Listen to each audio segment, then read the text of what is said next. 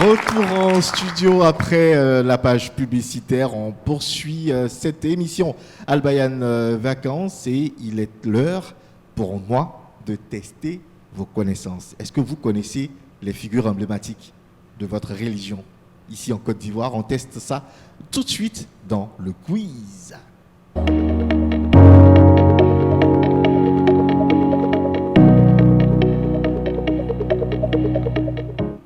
Le quiz, c'est simple. Je vous donne des indices. Il y a derrière, juste derrière moi, l'écran qui est là, il y aura une image qui va apparaître. Elle sera floutée. Moi, je vous donne l'indice.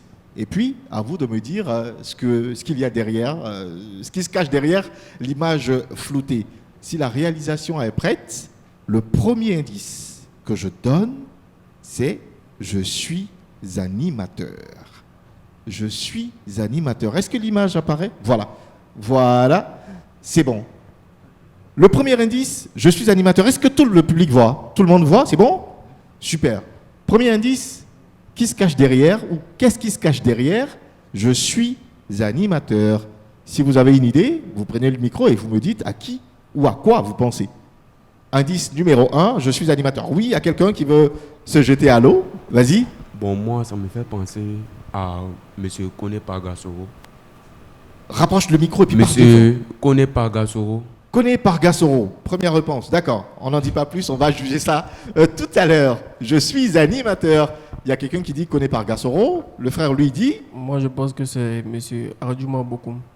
Ah! Kone Pargasoro, Aldjouma Bokoum, ça fait déjà 2 noms. Super, c'est bon. Est-ce qu'on continue? Est-ce qu'il y a... Ou je pars avec le deuxième indice, d'accord? Lui, il va faire sa proposition. Koïta Makalou.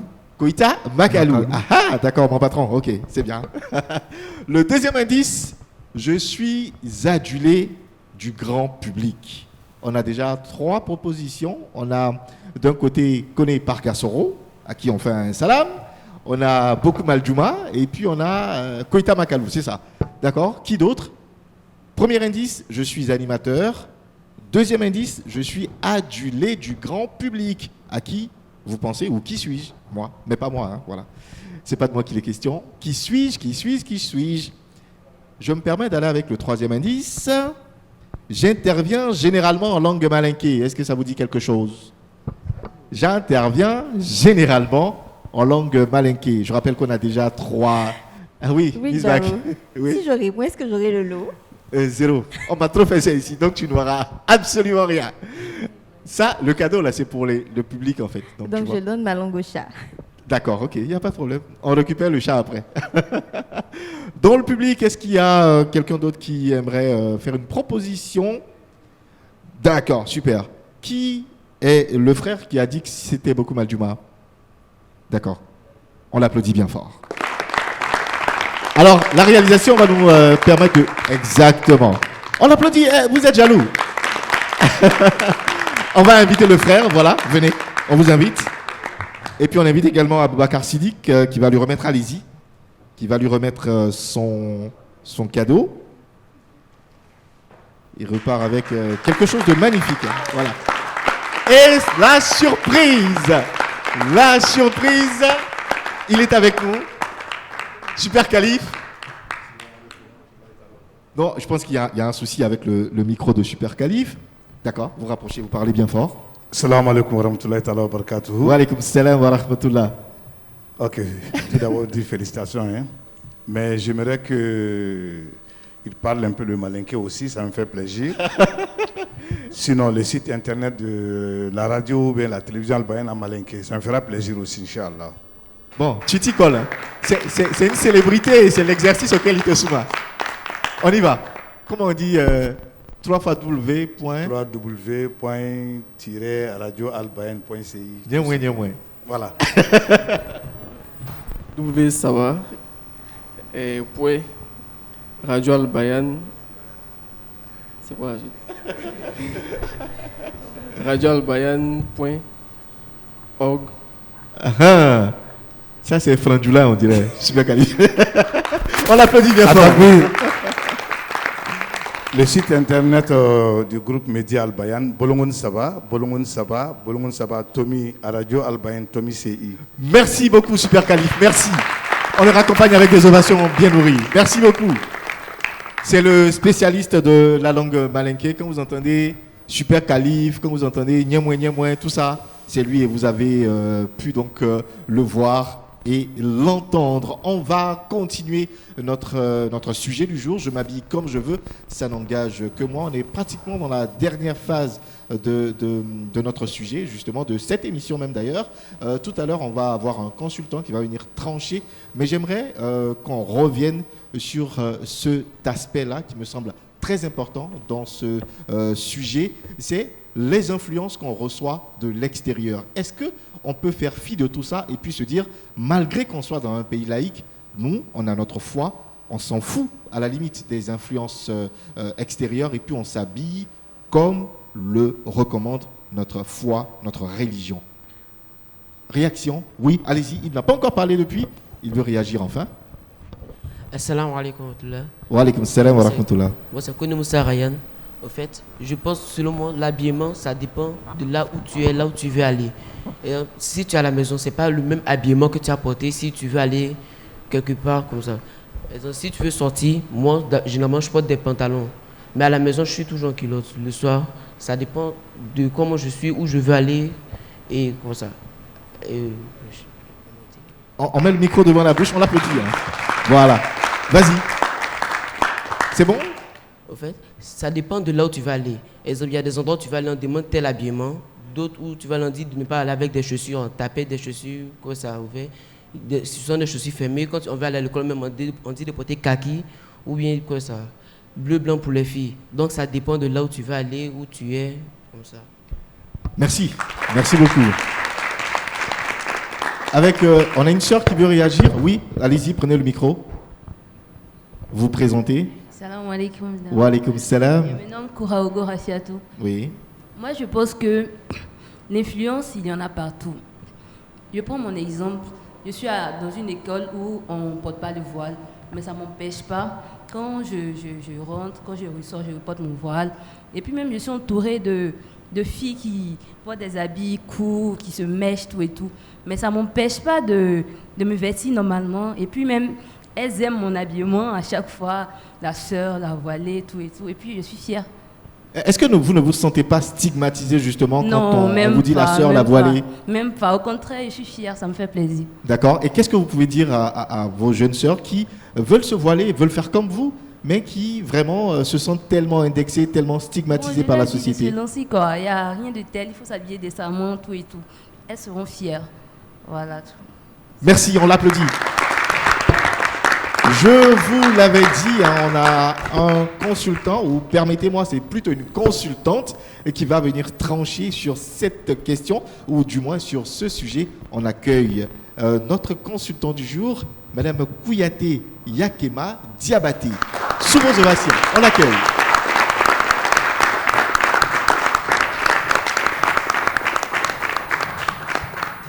Elle va se tenir juste à côté de moi. Adja, salam alaikum. Alaikum salam wa rahmatullahi wa barakatuh. Merci d'avoir accepté notre invitation. C'est moi qui vous remercie. Le sujet pour lequel on vous a déplacé aujourd'hui, c'est « Je m'habille comme je veux, ça n'engage que moi ». Qu'est-ce que ça vous inspire déjà, un tel sujet? C'est vraiment un sujet d'actualité. Et il faut dire effectivement que s'habiller, c'est un engagement. Et il faut l'assumer. Ce que ça va donner pour la société, il faut pouvoir l'assumer. S'habiller ou se vêtir, ça répond à une norme sociale. Contrairement à ce qu'on pourrait croire, qu'on peut faire ce qu'on veut, mais l'habillement ou le code vestimentaire est une norme sociale qui est non écrite, c'est tacite.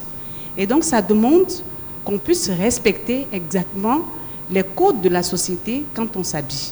Et dans la société, il y a plusieurs compartiments. Et il y a plusieurs domaines dans lesquels on peut se trouver et il faut pouvoir s'habiller selon ce que la société demande. Souvent, on a envie de faire des choses parce qu'on a envie de le faire.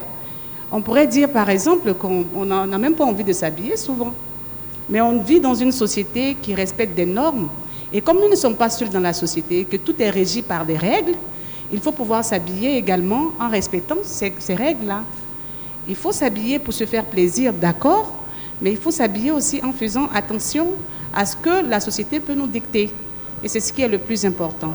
Et donc, je dirais comme ça que c'est vrai, dans toute société, il y a un code, il y a une norme à respecter. Et toutes les sociétés vivent selon ce code-là. J'aimerais qu'on applaudisse bien fort parce qu'elle est superbement bien habillée. Elle est très bien habillée. Merci. Allez-y, poursuivez. Merci infiniment, merci. Et donc, je dirais que dans la société, nous avons par exemple l'habillement quand nous allons au travail. Et qu'on soit musulman ou pas, et l'habillement par exemple décent, dans un certain milieu du travail, est recommandé. Quand on n'est pas habillé décemment, quand je dis décemment, ça dit qu'il y a une manière de s'habiller. Quand on ne le fait pas, et on ne répond pas à une certaine responsabilité, et donc on n'est pas habilité, par exemple, à travailler dans un certain nombre de milieux.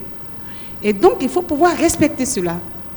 Et en plus de cela, il y a le fait qu'il faut également respecter certainement sa religion.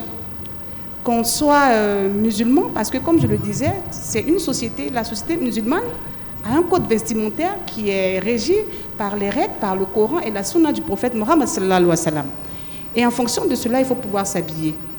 Mais l'habillement ne veut pas dire aussi s'habiller selon ses préceptes, ne veut pas dire aussi qu'il ne faut pas s'habiller harmonieusement.